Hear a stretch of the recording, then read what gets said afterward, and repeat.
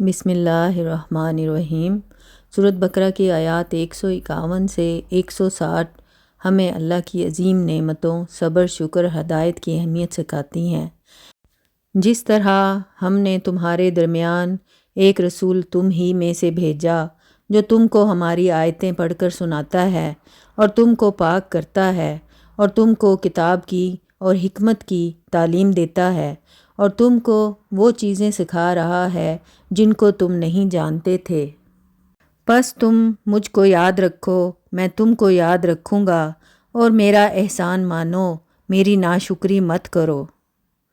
اے ایمان والو، صبر اور نماز سے مدد حاصل کرو، یقیناً اللہ صبر کرنے والوں کے ساتھ ہے۔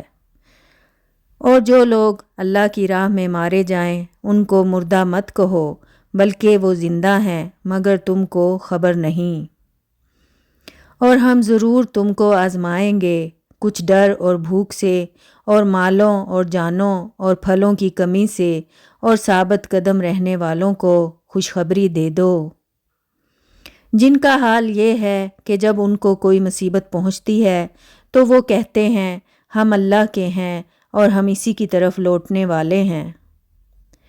یہی لوگ ہیں جن کے اوپر ان کے رب کی شاباشیاں ہیں اور رحمت ہے، اور یہی لوگ ہیں جو راہ پر ہیں۔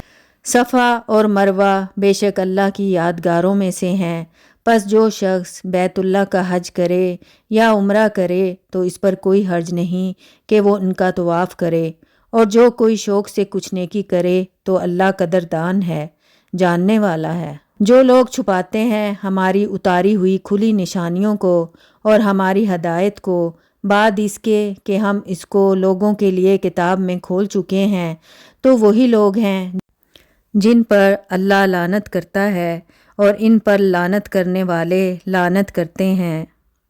البتہ جنہوں نے توبہ کی اور اصلاح کر لی اور واضح طور پر بیان کر دیا تو ان کو میں معاف کر دوں گا، اور میں ہوں معاف کرنے والا مہربان۔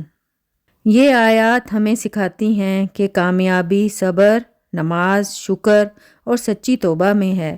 اللہ تعالیٰ اپنے بندوں پر بہت مہربان ہے، اور جو دل سے اسی کی طرف رجوع کرے اللہ اسے اپنی رحمت سے نواز دیتا ہے۔ یہ تھا ہمارا آج کا سبق، امید ہے سمجھنے میں آسانی ہوئی ہوگی۔ السلام علیکم ورحمۃ اللہ وبرکاتہ۔